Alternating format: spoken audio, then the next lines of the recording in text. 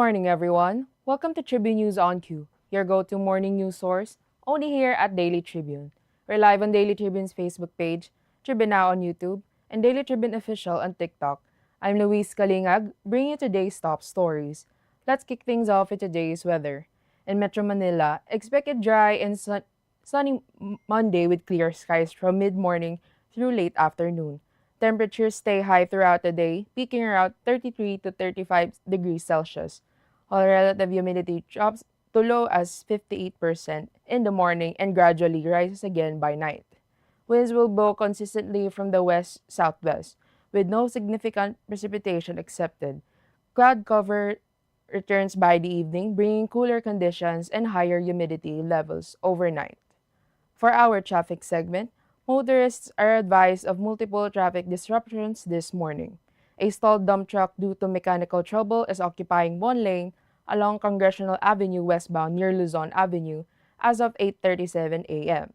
Meanwhile, a road crash involving a bus and a car is affecting northbound traffic at EDSA Buendia, reported at 8:42 a.m. Another incident, this time involving an SUV, a bus, and a motorcycle was reported earlier at 8:22 a.m. The EDSA P2000 southbound tunnel. MMDA enforcers are currently on site managing all three situations. Now let's move on to today's headlines. Quezon City recorded 43 new leptospirosis cases from July 24 to 30, reaching its epidemic threshold, according to the city's health department. This brings the year's total to 178 cases, 23% higher than the same period in 2024. At least 23 deaths have been reported, up from 18 last year. Most cases were linked to floodwater exposure. The city is offering free doxycycline at 66 healthcare centers and urges residents to seek treatment if symptoms like fever, nausea, or muscle pain appear. The Commission on Elections may reopen national voter registration in October if the barangay and Sangguniang Kabataan elections are postponed to November 2026. COMELEC Chair George Garcia said registration would run from October 2025 to July 2026. Malacanang informed COMELEC that President Marcos may sign the postponement bill on August 12. Meanwhile, election lawyer Romulo Macalintal warned the move is unconstitutional, saying it undermines Filipinos' right to vote and violates the requirement that barangay officials must be elected, not appointed. Senate Minority Leader Vicente Soto III has filed a bill to scrap the Philippine Drug Enforcement Agency and create a Presidential Drug Enforcement Authority.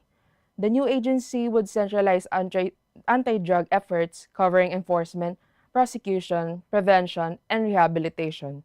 Soto said the current law is outdated and lacks coordination among key departments. He criticized the overemphasis on enforcement, while prevention and rehabilitation remained weak. The proposed authority aims to adopt a more holistic approach to address the country's drug problem and boost peace, security, and economic stability. Speaker Martin Romualdez has refiled House Bill 2664, seeking a 5,000 monthly peso hazard pay for government prosecutors handling high-profile and dangerous cases such as terrorism, drugs, and graft. The tax-exempt allowance would also apply to prosecutors in conflict zones or isolated areas. Romualdez cited growing threats and killings involving prosecutors, noting at least 13 deaths over the past decade. The DOJ and DBM would issue rules within 60 days of the bill's enactment. Funding will come from the DOJ's current budget and future appropriations.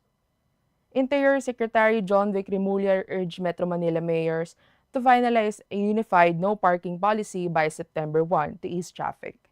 One option is banning parking on public roads during rush hours.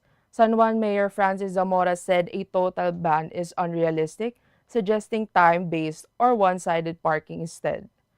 A technical group will consolidate LGU proposals. Labor group FFW supports the move, stressing roads aren't private garages.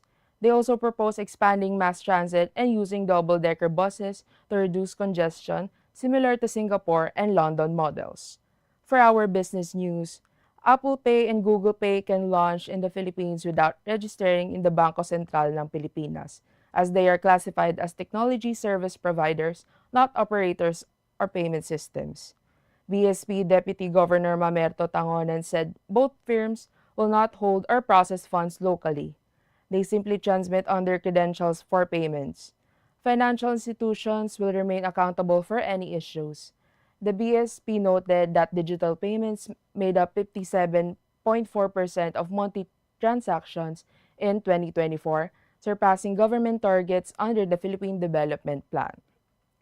For our sports update, President Marcos Jr. has created an interagency task force to lead preparations for the FIFA Futsal Women's World Cup 2025, which the Philippines will host from November 21 to December 7 in Pasig City and Victoria City. The Philippine Sports Commission will chair the task force, coordinating with key government agencies, LGUs, and private sectors. The move aims to boost local futsal development, global sports reputation, and economic gains. Funding will come from the agency's existing budgets. For our entertainment news, for the first time, Repertory Philippines, Ballet Philippines, and the Manila Symphony Orchestra shared the stage in a landmark show at the theater at Soler.